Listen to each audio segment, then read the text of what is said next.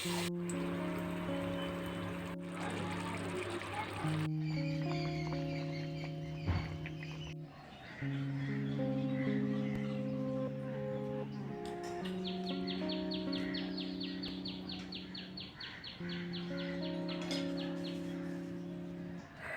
Morning সবাইকে, আমি প্রিয়াঙ্কা। আমার চ্যানেল প্রিয়াঙ্কা বণিক ব্লগের আরও একটি নতুন ব্লগে আপনাদের সকলকে স্বাগত।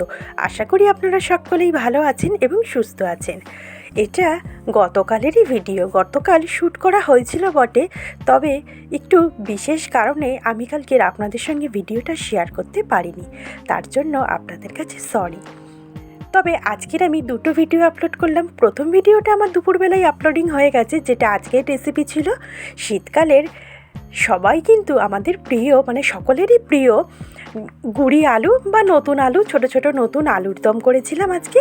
তো সেই রেসিপিটা আপনাদের সঙ্গে শেয়ার করেছি। আর চলুন কালকেরটাও আপনাদের সঙ্গে শেয়ার করে ফেলি, সারাদিনটা কিভাবে কাটালাম।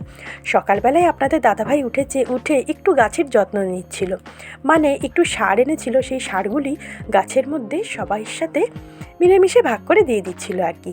আর এদিকে কুয়াশার লেভেলটা দেখেছেন, পুকুরের মধ্যে কিন্তু দেখুন কিচ্ছু দেখা যাচ্ছে না, শুধু সাদা মনে হচ্ছে যেন মেঘগুলি আকাশ থেকে নেমে এসছে আমাদের পুকুরের জলের মধ্যে। তবে কালকে সকালে বেশ কুয়াশাচ্ছন্ন ছিল। কালকের আমাদের এখানে সেরকম রোদও ওঠেনি, আর তাই শীতটাও খুব যে পড়েছিল কালকের সেটা বলা একদমই চলবে না। আর এদিকে আমার ধনেপাতা গাছগুলি দেখুন কি সুন্দরভাবে বেড়ে উঠেছে। ধনেপাতা কিন্তু গজিয়ে গেছে, ওই দুটো পাতার থেকে যেরকমভাবে ধনেপাতাগুলি বেরোয় সেরকমভাবে হয়ে গেছে।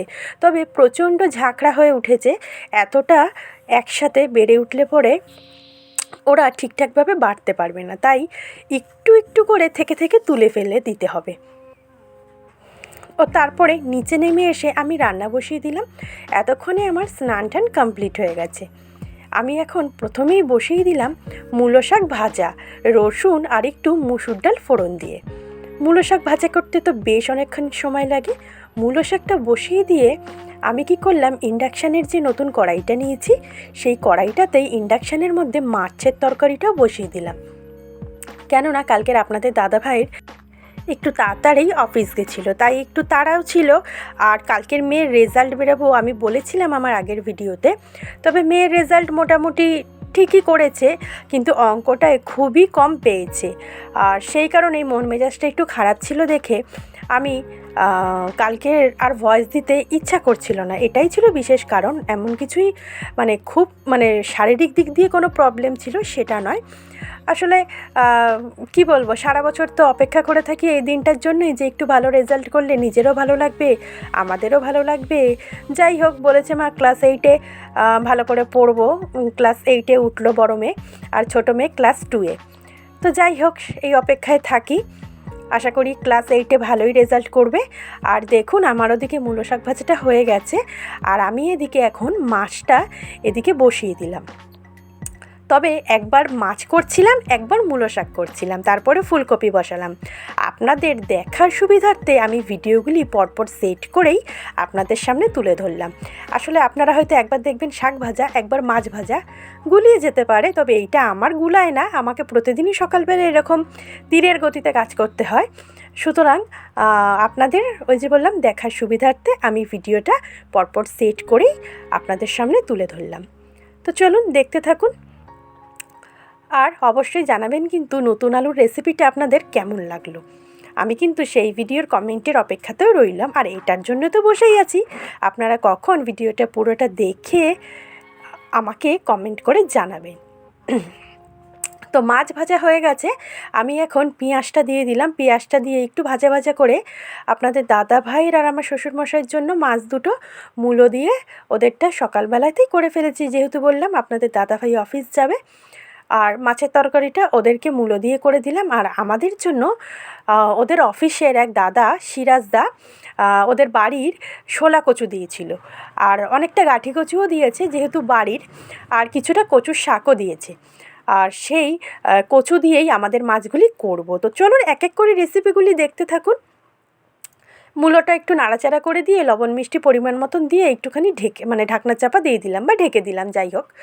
এইবারে আমি আবার এপাশে গ্যাসের কড়াইতে চলে এসেছিলাম। মূলো শাকটা কিন্তু আমার তখনও হচ্ছিল ভাজা। মূলো শাকটা পুরোটা কমপ্লিট করে আমি গ্যাসটা অফ করে আবার এই মূলোর মধ্যে একে একে গুঁড়ো মশলাগুলি অ্যাড করে ফেলছি। প্রথমেই দিলাম হলুদ গুঁড়ো, তারপরে লঙ্কার গুঁড়ো, আর লবণ মিষ্টি তো আগে পরিমাণ মতন দিয়েই দিয়েছি। আর মূলোটার থেকে যেহেতু বেশ খানিকটা জল বেরিয়ে গেছিলো, সেই কারণে মশলা দেওয়ার সাথে সাথে অল্প পরিমাণে জল দেওয়ার আমার আর কোনো প্রয়োজন বা দরকার হয়ে উঠল না। মূলোর থেকে বেরোনো জলটাতেই আমি মশলাটাকে কষিয়ে ফেলতে পারলাম। আবার একটু ঢেকে দিলাম। মূলোটা দেখবেন যতটা ঢেকে ঢেকে করা যায় মূলো তাড়াতাড়ি সেদ্ধও হয়ে যায় আর তরকারি করতে বেশিক্ষণ সময়ও লাগে না। তো দেখলাম ভালো করে মশলাটা কষা হয়ে গেছে। এরপরে আমি ফাইনালি জলটা অ্যাড করে দিলাম। তবে মাছ এখনই দিইনি, এই কারণে মাছটা জ্যান্ত লাইলনটিকা মাছ এনেছিল একটা বড় সাইজের। আর মাছগুলি লাইলনটিকা মাছগুলি কিন্তু খুব নরম ধরনের মাছ হয়, সেই জন্য মূলোর সাথে পুরো সেদ্ধ হয়ে আর এদিকে মানে সেদ্ধ হলে পরে তরকারিটা অফিসে নিয়ে যেতে যেতে মাছগুলি হয়তো গলে যাবে, সেই কারণে মাছটা আমি পরে দিয়েছিলাম। আর এদিকে আমি আবার বেগুন ভাজাও বসিয়ে দিলাম, তো সেটা একটুখানি দেখিয়ে দিলাম। মাছের তরকারি আমার এখন হয়ে গেছে, ধনেপাতা দিয়ে নামিয়ে নিয়েছি মাছ দিয়ে। আর এদিকে এখন আমি ফুলকপি আলুর তরকারিটা বসিয়ে দিচ্ছি। প্রথমেই ফুলকপিটা ভাজা করে নিলাম। আর শীতের দিনে দেখবেন একটু ফুলকপি বাঁধাকপি এই দুটো সবজিই কিন্তু বেশিরভাগ বাড়িতেই বেশি করেই খাওয়া হয়। আর গরমের সময় তো ফুলকপি বাঁধাকপিটা মুখে খেতে ভালো লাগে না, একেই তো বাইরে অতিরিক্ত গরম, তার মধ্যে এই সবজি দুটো খেলে আরও গরম লাগবে। তাই আমরা গরমে সবসময় চেষ্টা করি একটু হালকা পাতলা মাছের ঝোল বা ঝিঙে পটল ঢ্যাঁড়স, যেগুলি বেসিক্যালি আমাদের শরীরকে ঠান্ডা রাখে বা ঠান্ডা সবজি, সেই সবজিগুলি আমরা কিন্তু গরমকালে খেয়ে থাকি বেশি করে। আর শীতকাল পড়া মানেই তো একটুখানি মশলাপাতি আর একটু তেল মশলাওয়ালা খাবার, এই ফুলকপি বাঁধাকপি এই ধরনের সবজিগুলি বেশি খাওয়া হয়। আর শীতকালে দেখবেন যারা আমাদের মতন খাদ্যরসিক বাঙালি তাদের কিন্তু শীতকালটায় বেশ মজায় কাটে, কেন শীতকালে কিন্তু হরেক রকমের সবজি বাজারে ভর্তি থাকে। তবে এখন শুধু শীত বলে না, 12 মাসই অনেক রকমের সবজি আমাদের বাজারে হয়েই থাকে। তবে শীতকালে খেয়ে যতটা তৃপ্তি হয় গরমের সময় বা অন্য কোনো সময় খেয়ে কিন্তু ততটাও তৃপ্তি হয় না। ফুলকপি আলুটা লাল করে ভেজে তুলে নিলাম। এরপরে আমি এখন মশলাপাতি দিয়ে কপির তরকারিটা বসিয়ে দেবো। ওই যে মশলাপাতির মধ্যে কিছু বাটাবুটি দেবো আর কিছু গুঁড়ো মশলা, বাটাবুটির মধ্যে দিয়ে দেবো আদা জিরে কাঁচা লঙ্কা বাটা, আর এদিকে একটু জিরে শুকনো লঙ্কা ফোড়ন দিয়ে দিলাম। আর গুঁড়ো মশলার মধ্যে দেবো হলুদ লঙ্কা পরিমাণ মতন লবণ মিষ্টি। মশলার মধ্যে এই তো রোজের রান্নাবান্না আপনারা সকলেই জানেন, কিন্তু তাও যারা আমার পুরনো বন্ধু তারা তো সবাই জানেন আমি কী কী মশলা ব্যবহার করি। যারা অবশ্য প্রতিদিন নতুন বন্ধু হন তাদের জন্য তো সবটা শেয়ার করতেই হবে, নাহলে তারা কী করে বুঝবে বলুন দেখি যে আমি কী কী দিলাম। আর হ্যাঁ, একটা টমেটোও দিয়েছি। তবে আজকের আমার ভিডিওটা ছাড়তে মানে এই ভিডিওটা সেকেন্ড ভিডিওটা ছাড়তে একটু দেরি হলো। কালকের 25শে ডিসেম্বর আমার সকল বন্ধুদেরকে জন্য রইল হ্যাপি ক্রিসমাস। সবাই ক্রিসমাসে খুব খুব খুব ভালো করে কাটাবেন, আনন্দ মজা করে কাটাবেন। আর আমাদের এখানে অনুকূল ঠাকুরের বিশাল উৎসব হয় ওনার জন্মতিথি হিসাবে, যেহেতু 25শে ডিসেম্বর ওনার জন্মদিন পালন করা হয়, ওই জন্য আমাদের ঠিক বাড়ির অপোজিটেই কালকে সারা দিন ঠাকুরের গান কীর্তন এই সমস্ত চলবে। তাই কালকের আমি জানি না কখন ভিডিও আপনাদের সঙ্গে শেয়ার করব বা করতে নাও পারি, এখনও পর্যন্ত সঠিক জানি না। আজকের রাত্রিবেলায় দেখলাম সব কিছু ঠিকঠাক চলছে। আজকে রাত্রে নয়, সকাল মানে কালকে বিকেল থেকেই প্যান্ডেল শুরু হয়ে গেছে করা, যেহেতু খোলা মাঠের ওপরে হয়, চারিদিকটা ঘিরে দেওয়া হয়। আর এদিকে আমি এখন ফুলকপির তরকারিটা রেডি করছি। তবে আপনারা আমাদের মানে আমরা সবাই জানি যারা বেসিক্যালি কলকাতায় থাকি, যে পার্ক স্ট্রিট কিন্তু 25শে ডিসেম্বরের রাতে মানে এই 25শে ডিসেম্বর থেকে 31 পর্যন্ত দারুণভাবে সাজায়। আর সেদিন যখন আমি বোনকে নিয়ে হসপিটাল যাচ্ছিলাম, আলিপুর যে মিউজিয়ামটা করেছে সেই মিউজিয়ামের ওখানেও কিন্তু বেশ দারুণভাবে ক্রিসমাসের জন্য সাজিয়েছে, দেখতে কিন্তু ভালোই লাগে। ওই যে কথাতেই আছে আমাদের 12 মাসে 13 পার্বণ। প্রত্যেকটা উৎসবেই আমরা কিন্তু বিভিন্ন রকমের সাজগোজ থেকে আনন্দ সহকারে কাটাতে ভালোবাসি। এইভাবে চলতে থাকলেই ভালো, সবাই মিলে মিশে চললেই তো ভালো, তাই না? তো দেখুন, আপনাদের সঙ্গে কথা বলতে বলতে আমার ফুলকপির তরকারি কিন্তু বসানো হয়ে গেল। এরপরে ফুলকপিটা আমার কমপ্লিট হয়ে গেল। আপনাদের দাদাভাইয়ের জন্য কিছুটা তুলে রেখে আমি এখন আমাদের তরকারিটার মধ্যে গরম মশলার ঘি দিয়ে দিচ্ছি। আর আপনাদের দাদাভাই তরকারিতে অবশ্যই ধনেপাতা দিয়ে রেখেছি। তো এখন ফুলকপিটা কমপ্লিট হয়ে গেল। আর এরপরে আমি আমাদের শোলা কচুর তরকারিটা রান্না করে নেবো, যেটা এসছে সিরাজদার বাড়ির থেকে।